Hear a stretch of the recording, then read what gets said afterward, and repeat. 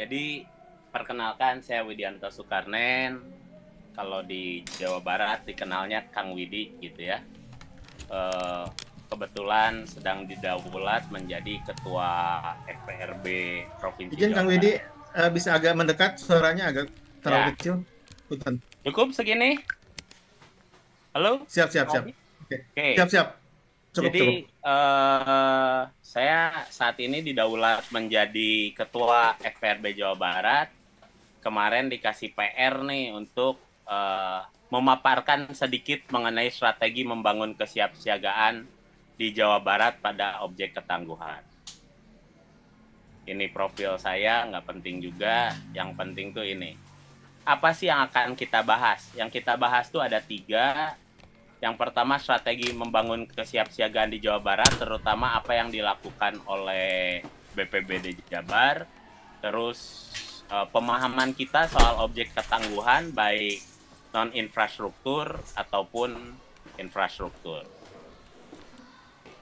Sebagai gambaran, gambarannya di Jawa Barat itu, ini data saya cuma dapat sampai 2023 ya. 2024-nya mungkin kita bisa lihat di webnya BPBD gitu. Bahwa dari 2018 ke 2023 selama 5 tahun itu ada 11.319 kejadian bencana. Dan berita kurang baiknya setelah menurun di tahun 2022 meningkat lagi di tahun 2023. Sebetulnya apa sih strategi peningkatan kesiapsiagaan bencana? Saya rasa teman-teman di sini sudah paham juga ya. Kita mulai dari identifikasi resiko, pemetaan bahaya gitu. Si identifikasi resiko, pemetaan bahaya ini adalah bagaimana tadi yang kata Bu Kemala, meningkatkan awareness atau kesadaran. Gitu. Kadang kita punya rumah, katakanlah di sebuah desa, kita nggak tahu ancaman apa yang ada di sekitar kita. Jadi proses-proses identifikasi resiko dan pemetaan bahaya ini yang akan menjadi kunci untuk meningkatkan kesadaran. Gitu. Ketika mereka memiliki kesadaran, maka langkah berikutnya dikasih ilmunya dengan pendidikan dan penyuluhan. Nah, setelah itu kita mengembangkan rencana tanggap darurat dan penanggulangan bencana. Ini sebetulnya kalau di level desa itu masuk di APBDes ya. Biasanya minimal 10% APBDes itu untuk penanggulangan bencana. Sayangnya banyak desa di Jawa Barat yang masih menyimpan dananya bukan untuk pendidikan penyuluhan, tapi menyimpan dananya untuk cadangan darurat gitu ya. Baru setelah semua selesai dilakukan pembangunan infrastruktur sama peringatan dini. Nah, untuk BPBD Jabar yang artinya semua elemen di Jawa Barat harus mendukung adalah ada 2 kegiatan besar. Yang pertama adalah pelayanan informasi rawan bencana provinsi. Gitu. Ini mulainya dari sosialisasi, komunikasi, media-media KIE-nya gitu. Per jenis bencana. Jadi teman-teman di BPBD ini sering banget keliling-keliling Jawa Barat untuk melakukan pelayanan informasi rawan bencana. Kita juga di BPBD Jabar itu sudah ada websitenya, udah bagus tuh. Urusannya Pak Hadi itu websitenya, itu keren. Gitu ya, Batara itu keren. Terus yang kedua adalah pelayanan pencegahan dan kesiapsiagaan terhadap bencana.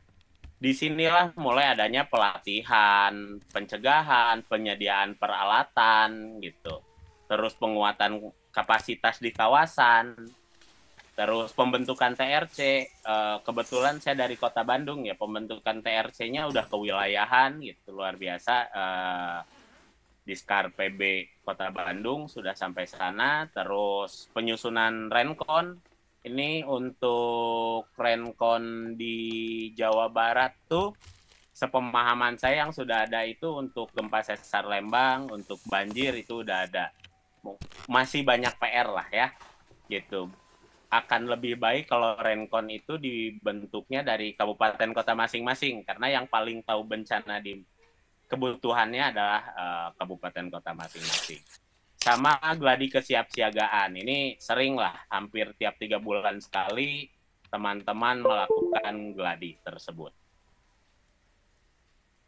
Di luar itu, ada yang mungkin banyak yang belum tahu, yaitu bantuan keuangan. Ini ada bantuan keuangan provinsi terhadap inovasi pembangunan yang kompetitif. Jadi ada bantuan keuangan kabupaten kota yang kompetitif, bantuan keuangan desa yang kompetitif, dan hibah kompetitif. Khusus untuk kebencanaan, kita bisa pakai BKK dan HBK. Karena BKK dan HBK itu fokusnya, tematiknya adalah perubahan iklim dan kebencanaan.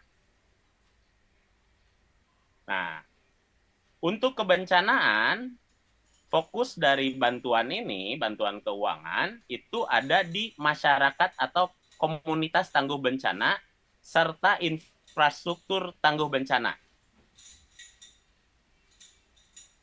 Ketangguhan aparat dan bagaimana sih strateginya agar Jawa Barat itu lebih kuat ya, lebih tangguh?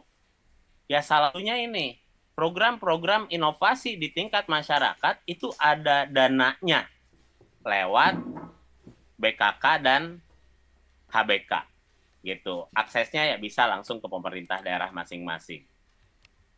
Ini sebagai gambaran di tahun 2023 ya, itu keluar 10,9 miliar yang penerimanya ada Kabupaten Kuningan, Kabupaten Garut, Kota Sukabumi gitu dengan kata babenya gitu ya. Kabupaten Bekasi dan Kabupaten Tasikmalaya. Jadi ini semua kegiatan ini inovasi di bidang kebencanaan, dan tahun ini saya sendiri belum tahu yang dapatnya mana saja gitu ya. Tapi saya yakin setiap pemerintah kabupaten kota punya kegiatan inovatif dan kompetitif. Itu tadi strateginya yang ada di pemerintah. Kalau strategi di masyarakat mah biasa we rereongan gitu ya, ngereuyeun. Karena hidup itu udunan kalau di masyarakat. Nah, karena hal tersebut, maka kita butuh memahami apa objek ketangguhan. Objek ketangguhan itu secara teori terbagi dua, non-infrastruktur dan infrastruktur. Nah, untuk FPRB Jabar, kita fokusnya di non-infrastruktur. Jadi objek ketangguhan secara umum itu mengacu pada kemampuan suatu sistem, komunitas, atau individu untuk bertahan dan beradaptasi. Gitu. Nah, terhadap apa? Terhadap tekanan, tantangan, atau bencana. Jadi kalau di teorinya itu coping skill namanya. Bagaimana orang balik lagi ke kondisi normal mereka setelah tertimpa musibah. Gitu. Objek ini dapat berupa berbagai hal lah. Mulai dari mengatasi masalah pribadi, stress management gitu ya. Bagaimana organisasi bertahan dalam krisis, dan lain-lain. Nah, objek ketangguhan non-infrastruktur itu yang pertama dimulainya dari kemampuan individu.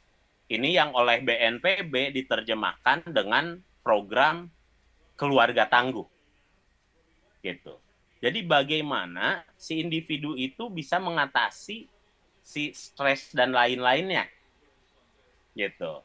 Mereka bisa belajar dari pengalaman mereka.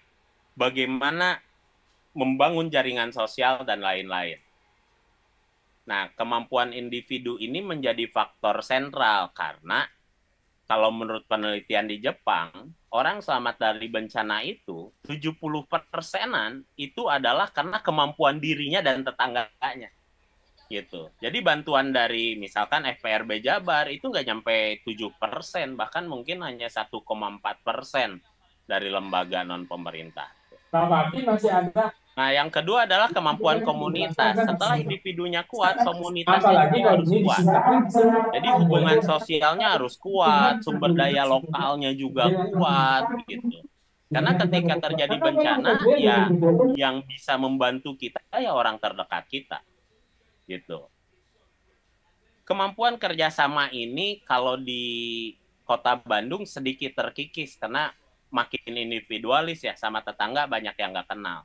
Tapi saya yakin kalau di area yang lebih pedesaan, itu rasanya sih masih kuat kemampuan komunitas. Berikutnya adalah kemampuan organisasi. Sering orang berkumpul dengan satu tujuan yang sama, yaitu membangun organisasi yang strukturnya kuat. Gitu.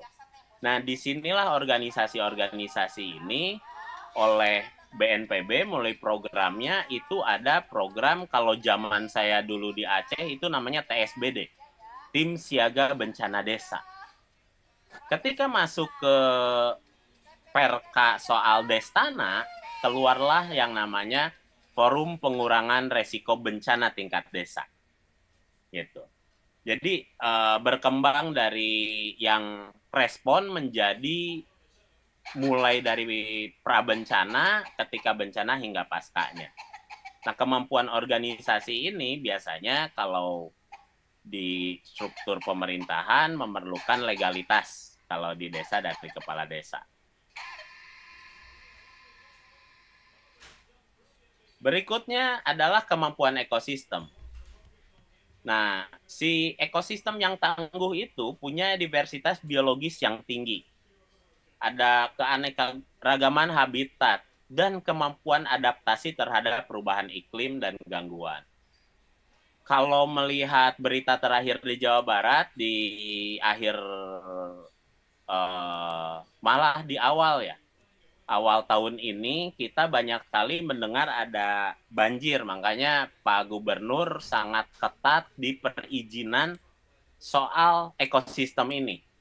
Gitu. Ada beberapa perusahaan di daerah puncak yang terpaksa ditutup area pariwisatanya, sekalipun itu milik dari provinsi ya, karena BUMD. Karena kita harus menjaga ekosistem yang tangguh. Berikutnya adalah kemampuan infrastruktur. Tentunya tadi sudah Bu Karmila juga udah bilang bahwa sekolah itu infrastruktur bangunannya harus kuat, gitu. Nah, ini bagaimana bisa bertahan dalam bencana. Sebetulnya kalau istilah kami bukan bangunan yang kuat ya, tetapi yang aman, gitu. Jadi gak apa-apa runtuh kayak di Jepang, tapi dibangun laginya cepat, gitu. Terus ada kemampuan sistem ekonomi. Kemampuan sistem ekonomi yang tangguh ini adalah bagaimana kalau kasarnya sih ya daya beli tetap tertahan gitu ya. Tetap kuat. Sumber daya yang ada di masyarakat, yang ada di negara ini bisa dimanfaatkan maksimal. Jadi kalau kita melihat kondisi saat ini misalkan ada potensi bencana ekonomi dengan perang harga antara Amerika dengan negara-negara lainnya. Nah, kalau sistem ekonomi kita tangguh, maka kita tidak akan terpengaruh. Karena kemampuan adaptasinya, kalau ekonomi itu nggak hanya di lokal, tetapi juga perubahan pasar dan globalisasi. Dan terakhir adalah kemampuan sistem politik. Jadi kalau sistem politik dengan kelembagaan yang kuat, tidak korup, gitu ya, bisa mengatasi konflik sosial, maka masyarakat itu akan lebih cepat coping skill-nya, akan lebih cepat kembali lagi ke kondisi awal ketika mereka tertimpa bencana. Nah, berikutnya adalah soal infrastruktur. Jadi, anjuran BNPB untuk tahun ini adalah melakukan simulasi di 7 objek ketangguhan secara infrastruktur, terutama di pemukiman, sarana pendidikan, sarana ibadah, sekolah, perdagangan atau pasar, dan objek vital. Gitu. Nah, namun secara teori yang saya pahami adalah ketangguhan infrastruktur itu bukan ke bangunannya saja, tetapi juga ke sistemnya. Mulai dari sistem transportasi, sistem telekomunikasi, energi, infrastruktur air, dan sanitasi. Objek ketangguhan yang pertama yang kita kenal dekat dengan kita adalah bangunan vital dan fasilitas umum. Bangunan vital itu tentunya gedung pemerintahan, rumah sakit, sekolah, gitu. Itu harus tetap bisa berfungsi selama dan setelah bencana. Jadi kalau Bapak Ibu memahami kenapa ada tanggap darurat, kenapa tanggap darurat itu sulit sekali dikeluarkan oleh pemerintah, karena kalau kabupaten kota menyatakan tanggap darurat, artinya mereka mengibarkan bendera putih. Artinya pemerintahan nggak jalan, jadi harus dibantu yang lain.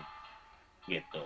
Nah ini kadang kalau di masyarakat jadi paradigmanya malah menyalahkan pemerintah. Gitu. Untuk fasilitas umum tentunya enggak banyak ya. Kalau di Bandung sekalipun di kota Bandung, ibu kota Provinsi Jawa Barat, fasilitas pusat evakuasi itu belum ada. Kita cuma baru menentukan titik evakuasinya. Misalkan Lapang Tegaloga, Gasibu, gitu. Itu hanya ditentukan titiknya, tapi pusat evakuasinya belum ada. Terus tempat ibadah dan fasilitas lainnya yang digunakan oleh masyarakat umum dalam keadaan darurat. Nah, yang sering kita lupakan adalah infrastruktur yang bukan bentuknya bangunan.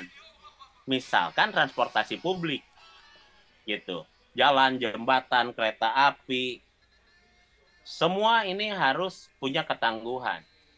Misalkan seperti ketika terjadi gempa terakhir di Jawa Barat, itu dan hujan badai itu KCIC berhenti. Karena mereka punya sistem yang baik. Itu sebagai transportasi publik, mereka punya sistem dan SOP yang baik yang menjamin keselamatan pengguna dan pekerjaan. Gitu. Belum semua kita punya itu. Terus untuk sistem telekomunikasi, kita sekarang kan diperbudak dengan jaringan seluler ya. Makanya kenapa kita webinar gitu. Akan lebih asik kalau kita ketemu 700 orang di satu tempat terus diskusi bareng. Tapi inilah teknologi. Ini mempercepat proses. Tapi kalau bencana teknologinya mati, maka kita harus bisa beradaptasi. Misal pengalaman kami di gempa Padang, data seluler mati, gitu. Yang biasa pakai handphone mau laporan apa kesulitan. Ini yang kita harus benar-benar bisa memahami bahwa sistem telekomunikasi menjadi kunci dalam ketangguhan kita. Terus ada sistem energi. Kalau telekomunikasi saya bilang itu tersier lah. Tapi kalau sistem energi ini sudah merupakan kebutuhan primer kita. Gitu. Tanpa pembangkit listrik, maka kita tidak punya listrik. Semua mati. Telekomunikasi mati, lain-lain mati. Jadi kebayang kalau misalkan nih, amit-amit ya, bendungan Jatiluhur jebol karena gempa bumi. Maka sistem energi Jawa Bali akan mati. Gitu. Ini yang harus kita pahami, harus kita dukung pemerintah agar tidak terjadi dan kita mempersiapkan diri agar kita bisa coping dengan baik. Terus infrastruktur air ini sering dilupakan, teman-teman PDAM ini harus kita dukung benar. Karena sistem pasokan air bersih, saluran air, dan infrastruktur lainnya itu menjadi kunci. Kalau orang nggak dapat air dengan cukup, maka sanitasinya infrastruktur yang ketujuh itu akan bermasalah. Maka tingkat kematian akan meningkat. Karena yang sakitnya akan banyak. Jadi 7 hal infrastruktur yang sebagai objek ketangguhan itu mulai dari tadi ya, bangunan vitalnya, fasilitas umumnya, transportasi publiknya, telekomunikasi, dan yang penting ini 3 terakhir, energi, air, dan sanitasi. Gitu. Apa yang bisa kita lakukan di Jawa Barat, maka kita akan diskusikan bersama. Mungkin saya kembalikan ke Pak Hadi. Terima kasih. Kalau ada yang mau bertanya, silahkan kita diskusi.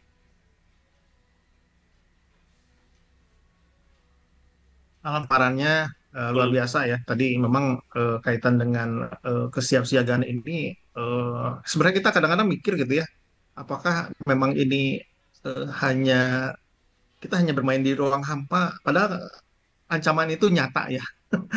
Jadi kadang ya ini penting gitu supaya memang semua yang hadir, Bapak Ibu, para peserta webinar ini menyadari bahwa ancaman-ancaman itu nyata adanya. Jadi tidak kita bicara yang hanya halus-halus saja gitu. Jadi memang ini perlu dipahami dan kesiapsiagaan tadi seperti yang disampaikan oleh Kang Widi tentu harus diimplementasikannya tidak hanya sekedar di wacana saja, tapi memang implementasi yang bersifat fisik itu juga sangat penting dan juga kesadaran untuk kita melakukan secara berulang-ulang ya.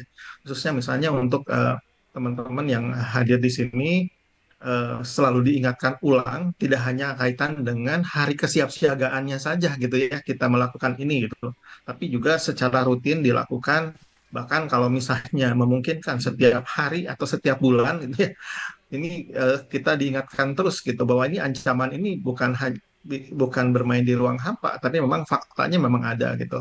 Nah, ini yang harus dipahami. Nah, nanti mungkin ada sesi kita ada tanya jawab Kang Widi dan Bu Kemala. Nah, tapi mohon waktu dulu sebentar ya. Kebetulan ini ada sesuatu juga yang ingin disampaikan oleh Pak Kabid Pencegahan dan Kesiapsiagaan, Pak Edi. Izin Pak Kabid, apakah bisa mendengar suara saya? Ya, Pak Kuping tadi. Izin Pak Kabid, Pak Kuping tadi. Halo? siap. Mungkin Mangga, Pak Kabid ada yang juga ingin disampaikan terkait dengan HKB ya mungkin Bapak Ibu, karena ini penting untuk kita mensukseskan kegiatan Hari Kesiapsiagaan Bencana tahun 2025. Pak Kabid, Mangga untuk disampaikan hal-hal penting yang ingin disampaikan. Waktu dan tempat Baik, silakan Pak Kabid. Matur nuwun, Pak Adi. Bismillahirrahmanirrahim. Assalamualaikum warahmatullahi wabarakatuh. Waalaikumsalam Sampurasun. sampai. Matur nuhun. Yang terhormat narasumber ya, Ibu Kemala, Kang Widi dari FPRB. Matur nuhun, Kang Widi. Bu Kemala dan Pak Kang Widi sudah menyampaikan beberapa materi yang sangat penting gitu ya buat kita semuanya. Yang terhormat Bapak, Ibu-Ibu dari perangkat daerah Provinsi Jawa Barat, kemudian dari BPBD Kabupaten Kota, serta teman-teman dari sekolah, dari KCD juga, dari sekolah SMA, SMK, SLB. Sampurasun. Rampes. Pada saat ini gitu ya, saya ingin menyampaikan beberapa informasi. Pak, simulasi teh kumaha, padahal kita sudah menyampaikan gitu ya, sosialisasi ke beberapa sekolah. Saya udah berkeliling di 74 sekolah SMA, SMK di Jawa Barat gitu ya. Namun demikian, karena sekarang yang hadir 700 lebih gitu, alhamdulillah, terima kasih atas partisipasinya. Saya mencoba akan menyampaikan gitu ya, panduan simulasi yang sebetulnya udah ada. Panduan simulasi itu diuraikan dalam modul Satuan Pendidikan Aman Bencana Pilar 2, yaitu manajemen penanggulangan bencana gitu ya. Nah, oleh karena itu saya mencoba membuat surat jawaban ke distrik kaitannya dengan panduan yang memang dijelaskan di modul pilar 2 SPAB yang saya jelaskan gitu dan rinci. Dan mungkin pada kesempatan ini saya juga nanti akan menyampaikan contoh kaitannya dengan contoh skenario dan rencana simulasinya. Oleh karena itu, pada kesempatan ini saya izinkan untuk menyampaikan share screen-nya ya.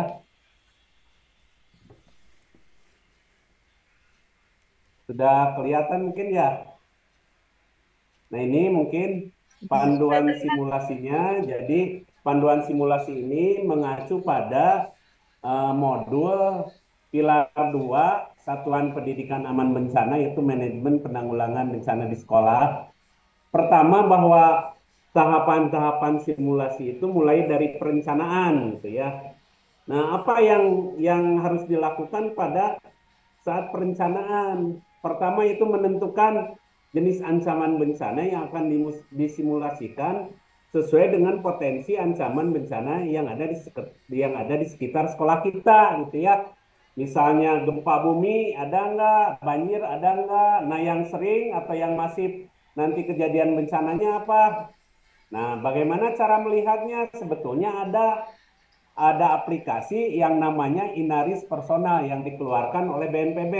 Bisa dilihat potensi ancaman bencana yang ada di wilayah Satuan Pendidikan Aman Bencana. Misalnya gempa bumi bisa tinggi, sedang atau rendah, banjir tinggi atau sedang atau rendah, atau longsor dan lain sebagainya. Kedua, menyusun jadwal simulasi dan tipe simulasi. Nah, jadwal simulasi, nah tentu nanti disepakati kalau jadwal simulasi yang akan diberitahukan, tentunya harus disosialisasikan. Tapi ada juga tipe simulasi yang menguji supaya refleks warga sekolah itu diuji manakala ada kejadian yang seolah-olah simulasi yang tanpa diberitahu. Jadi tipenya yang simulasi yang dipersiapkan dan direncanakan, ada tipe simulasi yang memang seolah-olah tidak direncanakan dan tidak diberitahu gitu ya. Ketiga, menentukan peserta yang terlibat merupakan warga satuan pendidikan. Jadi kami mengharapkan dalam simulasi di Satuan Pendidikan Aman Bencana itu jangan hanya siswa saja yang dilibatkan, tapi itu semua warga di Satuan Pendidikan Aman Bencana, itu mulai dari gurunya, tenaga administrasinya, siswanya, kamdalnya, OB-nya, kantinnya, itu semuanya ikut terlibat dalam simulasi simulasi bencana di Satuan Pendidikan Aman Bencana. Kedua, nah ini tentunya harus bentuk tim siaga bencana atau emergency response team gitu ya. Nah, di sini minimal terdiri ya, strukturnya itu satu incident commander, ketua tim ya. Ketua tim itu bisa orang kedua yang ada di sekolah. Misalnya KTU-nya mangga itu ya. Kemudian selanjutnya regu pengaman lokasi. Regu pengaman lokasi itu bisa menunjuk dari Kamdal atau Satpam. Gunanya untuk apa? Kalau kejadian bencana, si lokasi itu harus diamankan. Jangan sampai ada orang-orang yang memanfaatkan kesempatan, gitu ya. Jadi harus dilokalisir. Kalau biasanya pakai polisland gitu ya. Kemudian regu penyelamatan dan evakuasi. Nah ini regu yang tugasnya untuk melakukan penyelamatan dan evakuasi korban. Korban yang nanti misalnya terdampak karena bencana gitu ya. Kemudian regu medis. Nah regu medis ini bukan dokter, bukan perawat. Tapi tenaga yang dilatih baik dari siswa ataupun dari guru yang bisa melakukan pertolongan pertama pada kecelakaan. Kalau dulu mah istilahnya P3K. Kalau sekarang mah pertolongan kedaruratan medis. Misalnya kalau orang ada yang terkilir harus di treatmentnya. Kalau patah tulang, patah kaki itu kan ada PMR, Pak, ini PMR. PMR dilatih gitu ya. Kemudian regu pemadam api. Nah, ini juga penting karena mungkin aja dari setiap bencana itu diikuti dengan kebakaran, sehingga harus ada regu pemadam api. Kemudian regu penyelamat dokumen dan barang. Nah, saya yakin misalnya di kantor ataupun di sekolah itu ada dokumen-dokumen penting. Misalnya dokumen keuangan, ada aset, ada alat-alat yang perlu diselamatkan. Di sini ada regu penyelamat dokumen dan barang. Kemudian koordinator lapangan atau floor captain. Ini floor captain ini yang mengarahkan evakuasi. Kalau di sekolah itu bisa ketua kelas atau wali kelas gitu ya. Kalau di kantor itu dari masing-masing unit kerja gitu ya. Kemudian tim pemeriksa bangunan atau engineering, yaitu tim yang mempunyai keterampilan, kemampuan untuk mengecek dari dampak bencana itu apakah ada kerusakan struktur bangunan atau enggak, gitu ya. Jadi itu membentuk tim siaga yang tadi strukturnya udah dijelaskan. Kemudian untuk selanjutnya menyusun skenario dan mengatur peran dalam simulasi. Dibuatkan skenarionya gitu ya, mulai dari peringatan dini, kemudian cara melakukan perlindungan diri, evakuasi, kemudian pertolongan, cara memadamkan api, dibikin skenario dan pembagian tugasnya siapa gitu ya. Kemudian identifikasi perlengkapan yang dibutuhkan dan menentukan titik pemasangan perlengkapan simulasi.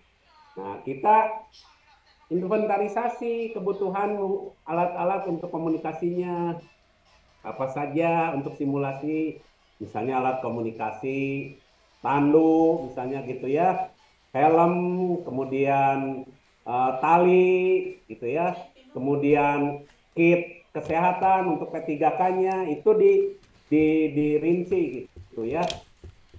Kemudian untuk selanjutnya persiapan, apa saja yang dilakukan dalam persiapan? Pertama, memeriksa dan menyiapkan alat peringatan dini yang telah disepakati.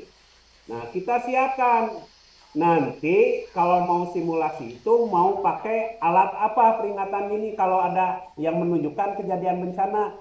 Misalnya alarm, kentongan, gitu ya, bel bisa, gitu ya, atau apapun yang disepakati oleh peserta simulasi gitu ya.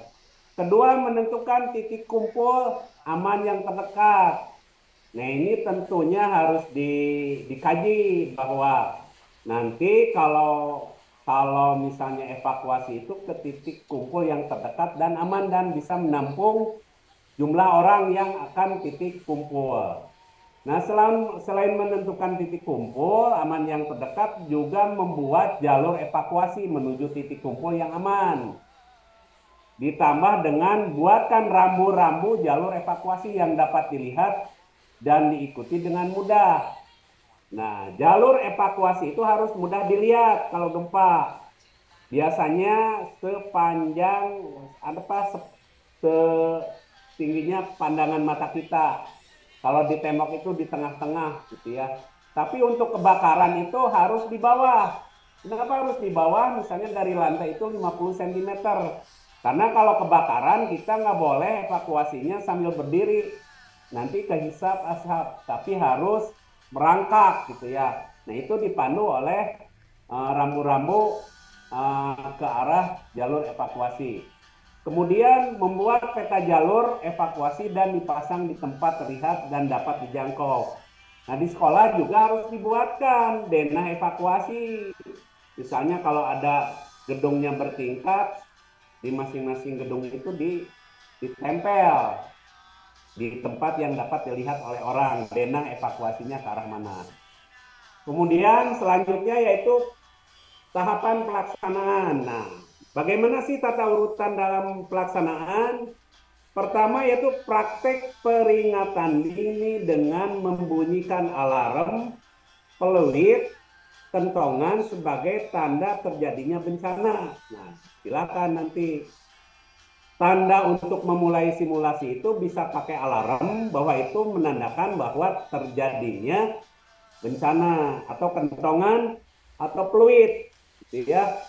Nah, kedua, praktek perlindungan diri, drop, cover, hold on, merunduk, melindungi kepala, berpegangan itu bisa di bawah meja atau merapat ke dinding di pilar-pilar yang kokoh yang di atasnya tidak ada benda-benda yang mudah jatuh gitu ya.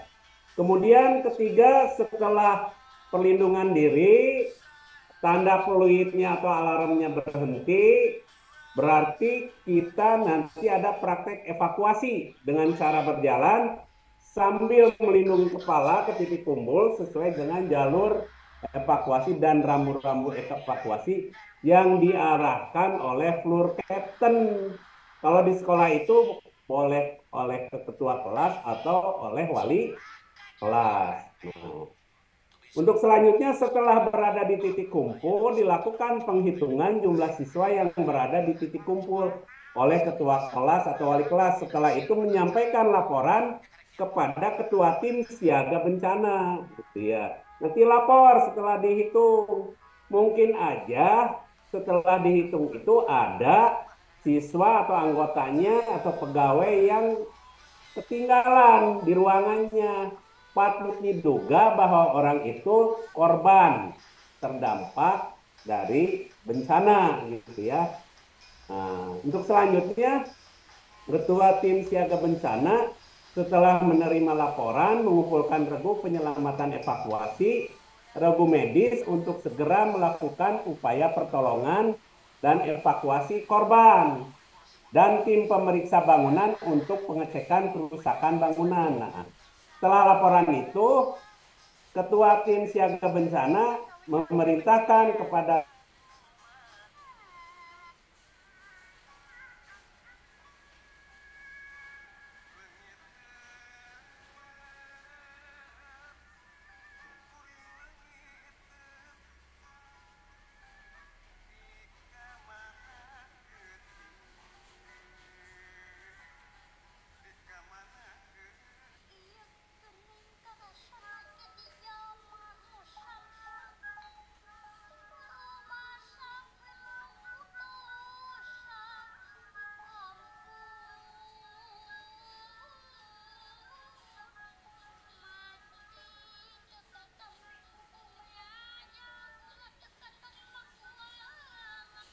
Recording in progress. ada korban yang perlu dirujuk, misalnya patah tulang yang udah ditolong dievakuasi dan udah ditolong P3K, segera dirujuk ke rumah sakit, gitu ya. Kemudian untuk selanjutnya apabila terjadi kebakaran, nah ini Ketua Tim Siaga Bencana memerintahkan regu pemadam api untuk segera memadamkan api. Tapi apabila tidak memungkinkan untuk dipadamkan, segera menghubungi dinas pemadam kebakaran yang dekat atau setempat, gitu ya. Kemudian selanjutnya setelah selesai upaya-upaya pertolongan, nah nanti Ketua Tim Siaga Bencana itu melaporkan kepada kepala sekolah, gitu ya, atau kepada pimpinan perangkat daerah untuk mengambil keputusan apakah pembelajaran dilanjutkan atau pemulangan warga satuan pendidikan, gitu ya. Jadi setelah pelaksanaan itu kalau di sekolah lapor ke kepala sekolah, Ketua Tim Siaga Bencana sambil memberikan saran apakah pembelajaran masih dilanjutkan atau siswa-siswa dipersilahkan untuk pulang. Begitu juga di kantor, apakah pekerjaan terus dilanjutkan atau dipersilahkan pulang ke rumahnya masing-masing. Jadi itu tahapan-tahapan pelaksanaan. Nah ini kita lihat contoh simulasi penanggulangan bencana di sekolah. Di sini di boarding school pesantren Aisyah Bale Endah. Kita lihat ya.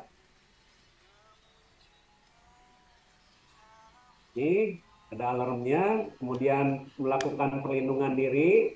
Siswa-siswa, ada yang korban ini diskenariokan.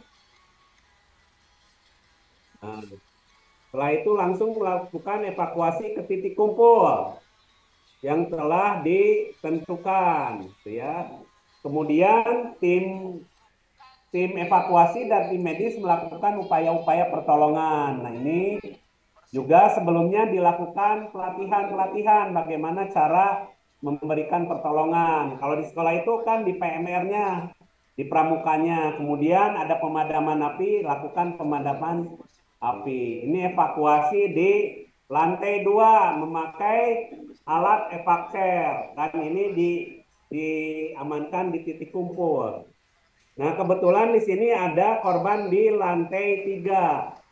Nah, ini dilakukan pertolongan, kemudian dibantu personil dari BPBD Provinsi melalui vertical rescue, gitu ya. Jadi kalau vertical rescue-nya itu oleh BPBD Provinsi, gitu ya, karena mungkin yang mempunyai keahlian ada di BPBD, gitu ya. Ini bisa dilihat seperti ini. Ah, Luar biasa. 100 pusat seperti ini. Saudara-saudara sekalian. Bersama TNI, bersama Polri, bersama teknokrat. jadi simulasi ini latihan keterampilan sambil kita fun gitu ya. Sambil kita dilakukannya dengan ceria gitu dan benar gitu kan. Serius tapi santai gitu ya. Nah, yang terakhir di sini Ketua Tim Siaga Bencana membubarkan.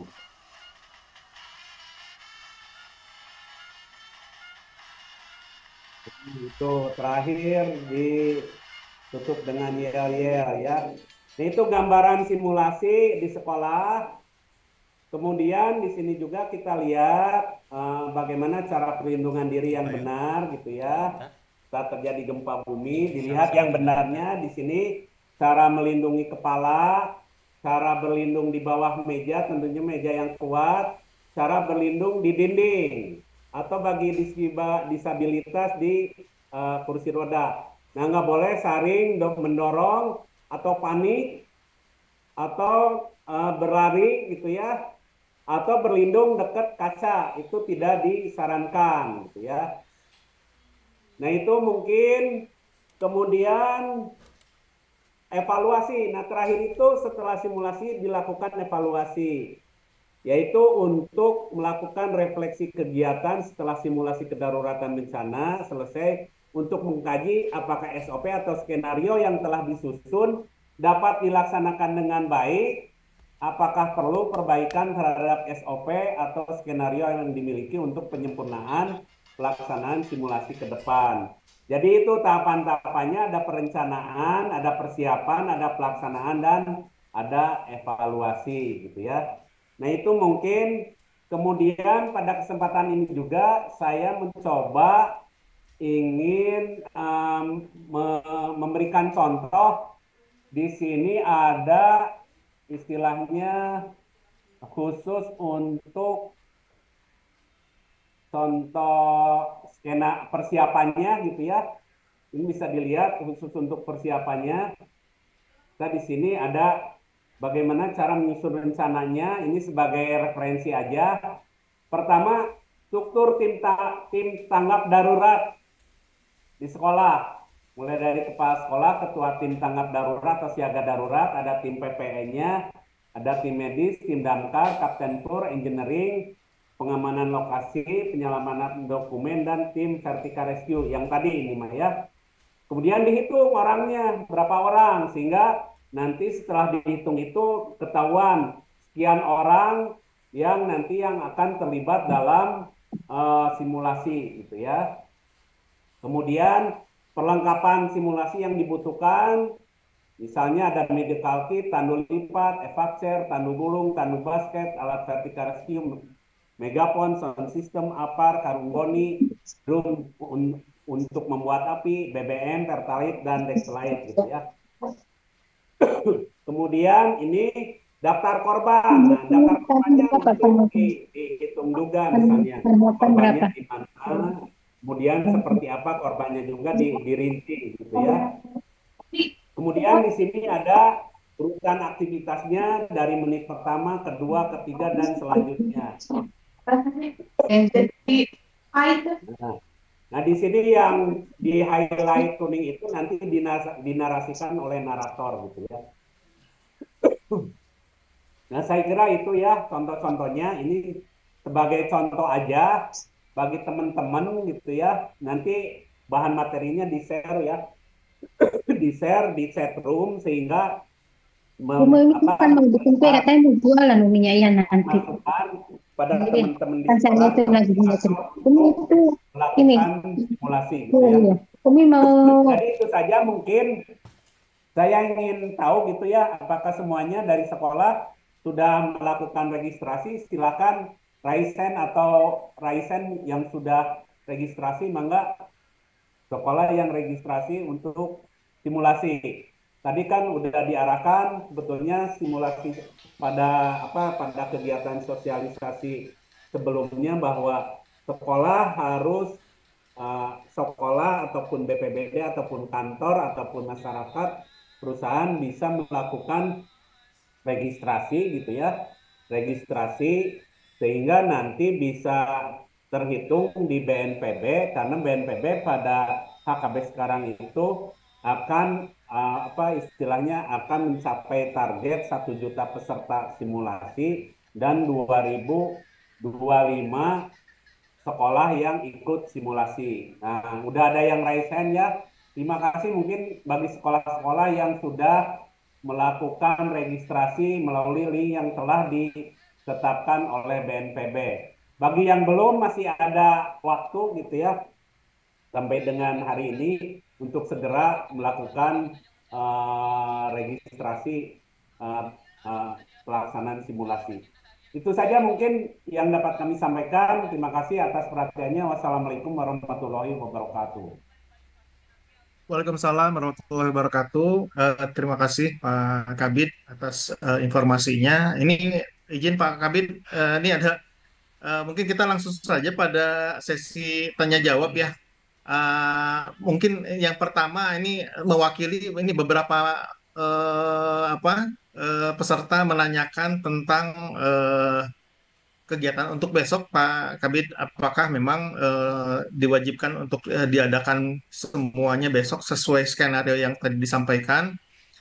Yang pertama itu, dan apakah memang karena beberapa sekolah informasinya memang besok katanya tidak melakukan aktivitas pembelajaran. Itu yang pertama. Mungkin yang kedua kaitan dengan apakah yang harus dilakukan untuk besok, apakah sesuai seperti yang tadi disampaikan gitu, kurang lebih seperti itu. Mungkin bisa dijawab karena ini dari beberapa pertanyaan itu yang disampaikan. Mungkin bisa dijawab dulu sebelum pertanyaan-pertanyaan kaitan dengan apa yang tadi disampaikan oleh dua narasumber yang pertama dan kedua. Bangga, Pak Baik. Kabid. Nah, sebetulnya pada sosialisasi kemarin itu sudah disampaikan gitu ya oleh dari BNPB ataupun dari kita, kemudian kebetulan yang hadirnya pada waktu itu dari Dinas Pendidikan itu dari kantor cabang dinas gitu ya. Jadi idealnya memang pada tanggal 26 April itu semua serentak melakukan simulasi gitu ya. Kalau BPBD mah tidak mengenal libur, sebetulnya melaksanakan gitu ya pada hari hanya memang kebetulan unsur-unsur sekolah itu libur gitu ya. Sebetulnya ada dua alternatif. Pertama bahwa sebelumnya KCD-nya bisa istilahnya menunjuklah beberapa sekolah sebagai perwakilan untuk melaksanakan simulasinya pada hari Sabtu tanggal 26. Atau nanti yang enggak sempat di tanggal 26-nya misalnya bisa ditarik di tanggal 25 hari ini gitu ya. Atau misalnya nanti hari ini kemudian yang penting nanti daftar di link BNPB-nya, kemudian video highlight-nya dibuatkan gitu ya. Jadi sebetulnya kemarin waktu sosialisasi itu arahannya seperti itu. Diharapkan pada hari H-nya itu bisa melakukan dan dilakukannya secara streaming gitu ya. Secara streaming karena kami juga dari BPBD sama melakukan simulasi di kantornya masing-masing. Bahkan ada beberapa di kabupaten kota dilakukan apel dengan melibatkan semua unsur pentahelik. Kalau kami BPBD Provinsi di tanggal 26-nya melakukan simulasi di kantor, kemudian nanti pada bulan Mei ini akan melakukan gladi lapangan yang mengundang pentahelik. Nah, jadi sekali lagi, baik yang di sekolah ataupun di perkantoran, memang kami menghimbau bisa melaksanakan pada hari hanya di tanggal 26 April gitu ya. Jadi khusus untuk skenario sebetulnya dibuatkan secara sederhana saja gitu ya. Kita tinggal pembagian tugas, tinggal lakukan laksanakan urutan-urutannya tadi saya sudah dijelaskan gitu ya. Karena yang namanya simulasi di sekolah itu bisa sederhana, bisa kompleks.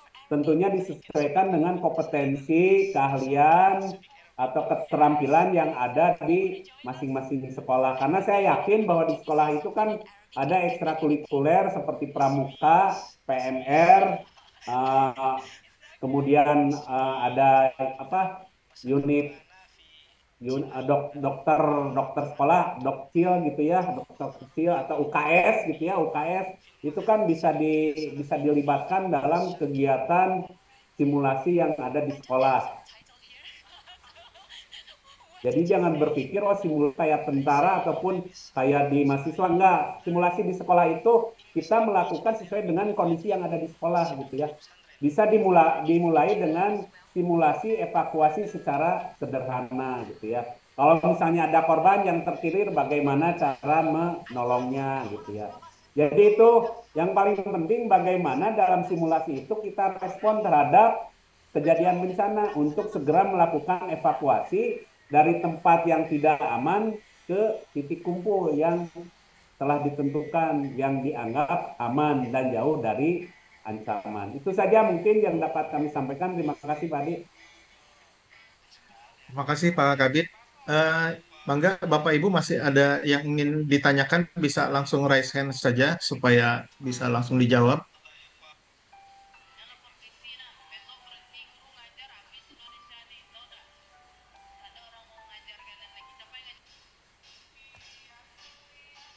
Mangga Bapak Ibu, ini juga mungkin ada pertanyaan juga Pak. Ada yang juga bertanya kaitan dengan yang sudah akan mengagendakan. Kebetulan apa namanya, mereka mengagendakannya tanggal 29 April yang dilaksanakan bersama Dinas Damkar. Apakah harus mengisi linknya juga atau bagaimana?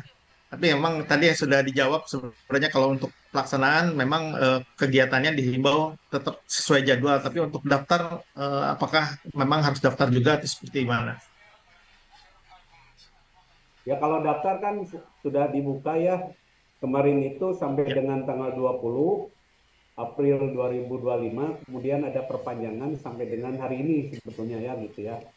Nah, oleh karena itu, bagi teman-teman yang belum daftar, segera daftar gitu ya. Bagi misalnya nanti yang namanya simulasinya ternyata hari H-nya memang nggak bisa, itu bisa dikondisikan di hari Seninnya, mangga, atau di hari Selasanya. Itu saja mungkin, Tunun.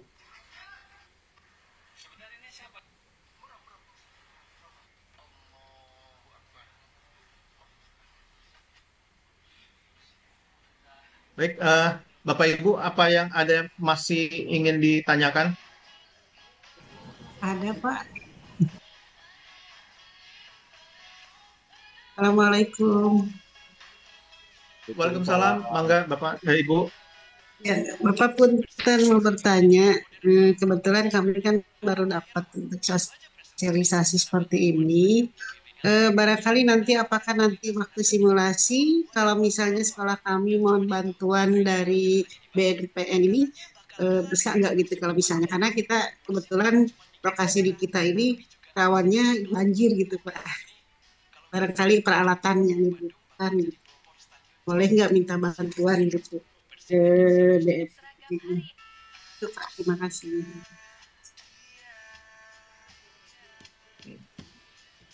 Mangga, Bapak bisa langsung dijawab.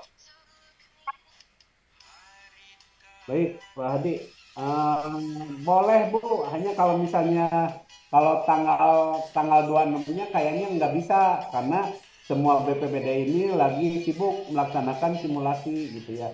Tapi kalau misalnya di luar tanggal itu mungkin bisa melalui BPBD di daerahnya masing-masing ya. Iya Pak, Gitu ya. ya. Terima kasih ya, Misalnya siap. Ibu kan di SMA Negeri Cirebon, minta bantuan ke BPBD Provinsi Kejauhan, Bu. Nanti Oh kan ada iya, BPBD Kabupaten Cirebon, bisa nanti ke teman-teman BPBD Kabupaten Cirebon untuk dibantu melakukan simulasi di sekolah, ya. Bangga Pak Adi, salam ya, kenal. terima kasih Pak. Yo, Ya, bangga. sama-sama. Terus itu Izin mungkin untuk satu pertanyaan lagi. Ini karena udah pukul sudah pukul 15. Ya, Untuk satu baik. pertanyaan lagi dari siapa? Bu Saya Hesti, Bapak. mangga. Ya Bapak. Aturan Bapak. Baik, Bismillahirrahmanirrahim. Assalamualaikum warahmatullahi wabarakatuh. Ya, Bapak mohon izin Untuk kegiatan besok, ketika saya buka link HKB 2025 itu ada 2 Jumit untuk daerah barat. Itu apakah ada pembagiannya? Kami yang di Bogor, Kabupaten Bogor menggunakan Jumit yang mana? Itu yang pertama. Kemudian yang kedua, di jam 10 besok itu ada aba-aba untuk memulainya atau langsung saja di jam 10 langsung melakukan simulasi itu mungkin Bapak. Terima kasih Bapak. Assalamualaikum warahmatullahi Oke, wabarakatuh. langsung saja ya. Mungkin Mungkin Pak Kabit bisa dijawab langsung. ya. Jadi Bu, langsung aja Bu, tidak usah nunggu karena memang sesuai dengan surat edaran kami bahwa jam 10 itu kita pukul kentongan kemudian langsung simulasi gitu ya. Jadi itu semuanya serentak se-Indonesia melakukan kegiatan simulasi yang didahului dengan pemukulan kentongan, pembunyian alarm, kemudian kuis, pokoknya bunyi-bunyian selama 1 menit. Setelah itu dilakukan simulasi, gitu ya.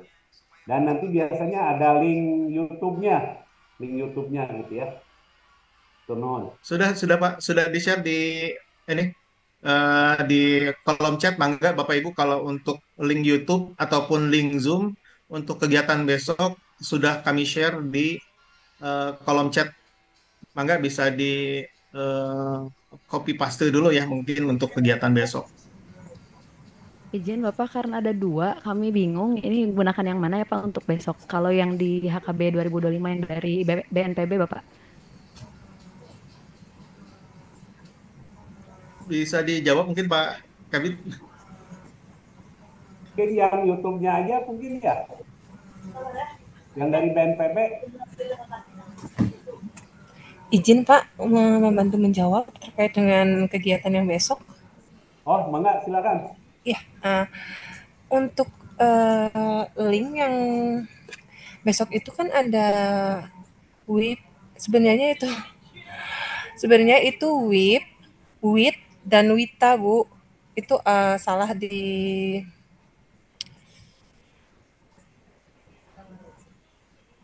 Oh, ini Kalau ada yang 2 itunya ya Bu ya. Gimana Bu? Kalau Betul yang Ibu ada 2 Bu WIP yang ya. WIP. WIP itu sebenarnya WIP, WITA dan WIT dan WITA Bu. Nah, nanti coba saya konfirmasi untuk alamatnya yang kedua itu untuk yang mana. Setahu saya hanya 3 yaitu WIP, WITA dan WIT. Mungkin teman saya salah input 2 kali Bu. Nanti saya konfirmasi lagi mungkin beberapa menit kemudian nanti Ibu bisa coba lagi ya Bu ya. Baik Ibu. Terima kasih Bu Komala. Ya, mangga Pak Adi.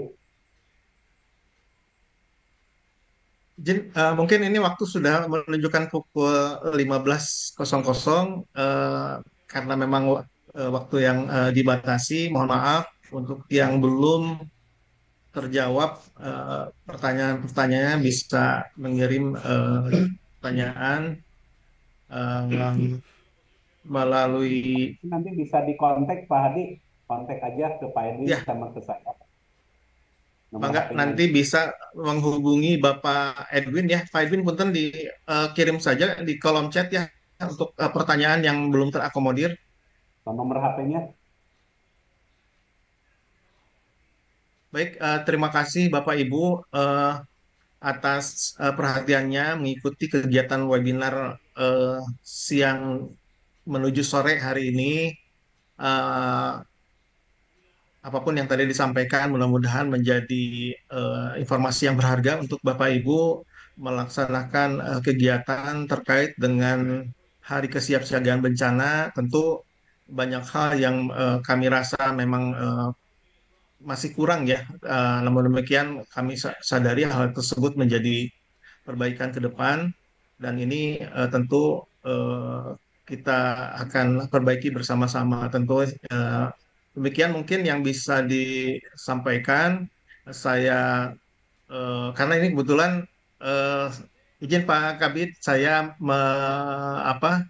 diamanati juga sebagai MC karena kebetulan MC ada keperluan. Ya, sebelum ditutup, izin mungkin bisa menyampaikan closing statement dulu sebelum ditutup dan closing statement dan juga penutup ya dari kegiatan webinar ini. Mangga Pak Kabit untuk menyampaikan closing statement dan penutupnya.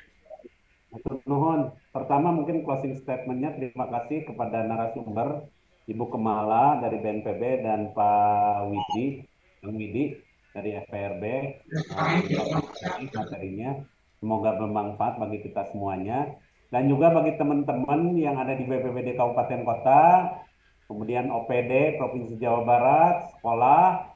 Ya, selamat melaksanakan simulasi evakuasi mandiri dalam rangka Hari Kesiapsiagaan Bencana tahun 2025 secara live pada hari besok tanggal 26 April tahun 2025. Semoga diberikan kelancaran dan kita perlu menyadarkan bahwa kesiapsiagaan ini harus dibangun sejak dini, yaitu mulai dari sekolah, dari keluarga juga, itu yang terpenting, kemudian di kantor juga.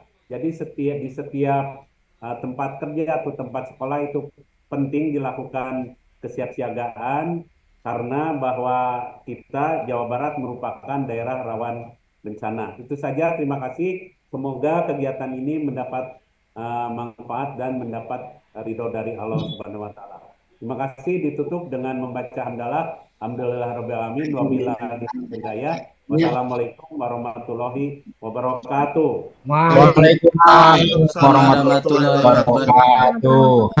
Semuanya, para narasumber. Pak Widi, terima kasih atas waktunya. Waalaikumsalam warahmatullahi wabarakatuh. Terima kasih.